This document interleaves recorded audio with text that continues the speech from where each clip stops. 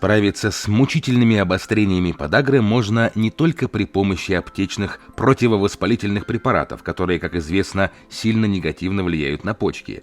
Однако существуют безопасные народные методы, которые помогают справиться с этой проблемой. И о них мы сегодня расскажем. Почему возникает повышенный уровень мочевой кислоты в организме и как это связано с подагрой? Какие еще недуги могут требовать применения корня подсолнечника и как его правильно приготовить? Почему уровень мочевой кислоты может повышаться? Мочевая кислота является конечным продуктом обработки пуриновых соединений в организме. У некоторых людей возникают нарушения, которые приводят к избыточному образованию мочевой кислоты. У других причиной повышенного уровня является недостаточная функция почек, которые не могут полностью выводить избыток мочевой кислоты. Именно эти факторы и вызывают развитие подагры, острого воспалительного заболевания, поражающего суставы. Одним из характерных симптомов обострения подагры является воспаление большого пальца на ноге. Палец становится красным, горячим и причиняет сильную боль, которая часто имеет пульсирующий характер. В случае длительных приступов может наблюдаться повышение температуры. Однако основная проблема заключается в том, что подагра часто переходит в хроническую форму, и обострение заболевания происходит регулярно. Чтобы снизить частоту приступов, следует ограничить потребление красного мяса и других продуктов, богатых пуринами. Однако самая серьезная проблема состоит в том, что избыток мочевой кислоты со временем может накапливаться под кожей и в области суставов, образуя сгустки, известные как тофусы, которые могут вызывать воспаление и инфекцию. Как же корень подсолнечника помогает в лечении подагры? Это растение богато полифенолами, флавоноидами и другими антиоксидантами, которые способствуют борьбе с воспалением и оксидативным стрессом в организме, поэтому корень подсолнечника способствует быстрому облегчению приступов подагры. Кроме того, он способствует улучшению работы почек и мочевого пузыря, что способствует более эффективному выводу мочевой кислоты из организма. Важно понимать, что хотя корень подсолнечника способен снизить уровень мочевой кислоты и даже бороться с отложениями ее солей в суставах, он не может восстановить поврежденную хрящевую ткань. Поэтому при запущенных случаях подагры недостаточно полагаться только на это средство.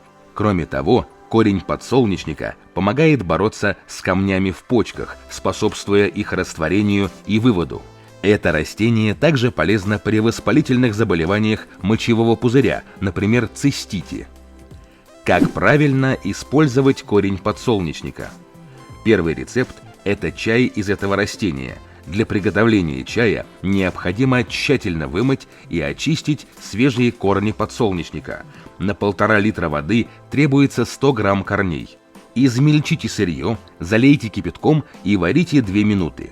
Весь полученный объем чая следует выпить в течение 3 дней, принимая небольшими порциями в течение дня.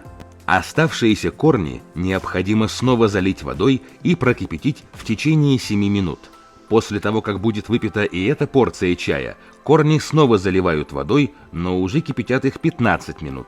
Принимайте это средство в течение 2 недель, чтобы помочь организму вывести мочевую кислоту, а также снизить отложение ее солей в суставах. Когда заметите, что моча стала светлой, следует прекратить лечение. Если наши рецепты оказались полезными для вас, не забудьте подписаться на наш канал и порекомендовать его своим родным и близким. Второй рецепт – отвар из корня подсолнуха, который может помочь в профилактике подагры. Очистите корень подсолнечника и пропустите его через мясорубку, чтобы получить 100 грамм измельченного сырья. Затем залейте его литром воды и варите в течение 10 минут. Дайте отвару немного остыть, затем процедите его через марлю. Принимайте этот отвар в течение дня по своему усмотрению.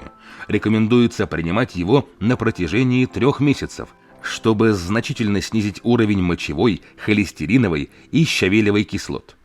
Третье средство – спиртовая настойка корня подсолнечника, которая поможет не только снизить уровень мочевой кислоты, но также лечит мочекаменную болезнь и цистит.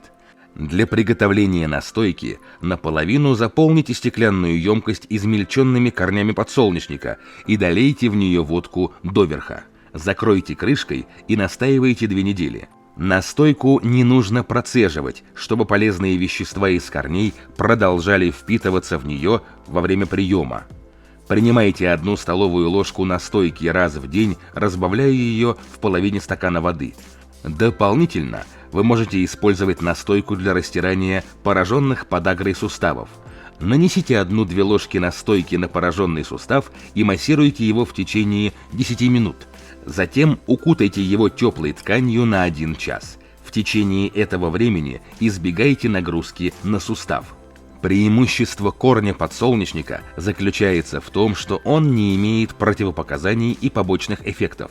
Однако следует отметить, что спиртовая настойка, содержащая алкоголь, имеет стандартные ограничения, характерные для лекарственных препаратов этого типа. Друзья, если вам понравилось данное видео, я прошу вас поддержать меня, поставить лайк и оставить комментарий. Это очень важно для меня, потому что я стараюсь сделать контент, который будет интересен и полезен для вас.